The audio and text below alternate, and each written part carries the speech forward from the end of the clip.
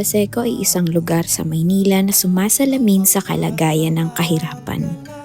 Ngunit, hindi ito hadlang para sa mga taong naninirahan dito na makapagbahagi sa kanilang kapwa. Ito'y babangot maglalayag tungo sa buhay na kahit payag. Sa pamamagitan ng maliit na pamamaraan tulad ng pagbabahagi ng kanilang mumo o barya sa Pondo ng Pinoy, sila ay nakakatulong upang baguhin ang buhay ng iba o pati na rin ng buong komunidad.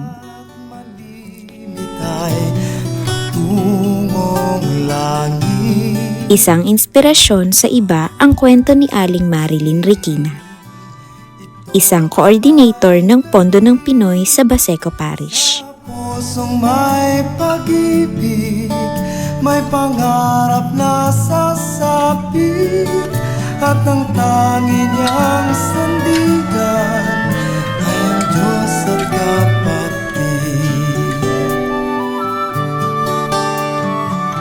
Siya ay masipag na nangungulekta ng mga bote ng barya mula sa bawat tahanan na nagbabahagi sa Pondo ng Pinoy. Matyaga niyang pinipili at binibilang ito kasama ng kanyang mga kasamahan sa parokya.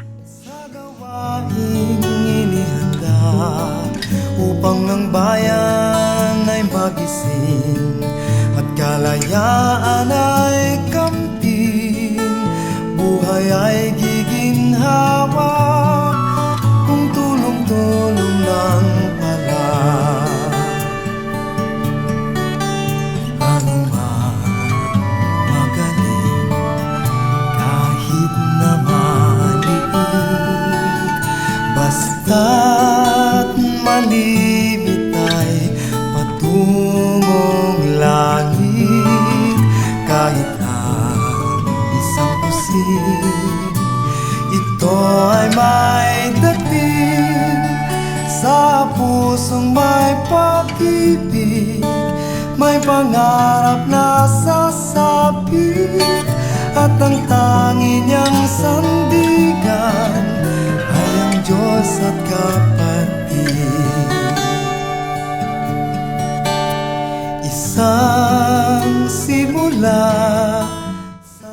Pagkatapos nito, nilalakad ni Aling Marilyn ang mahabang kalsada patungo sa opisina ng Pondo ng Pinoy upang maibahagi ang nakolektang halaga para sa iba.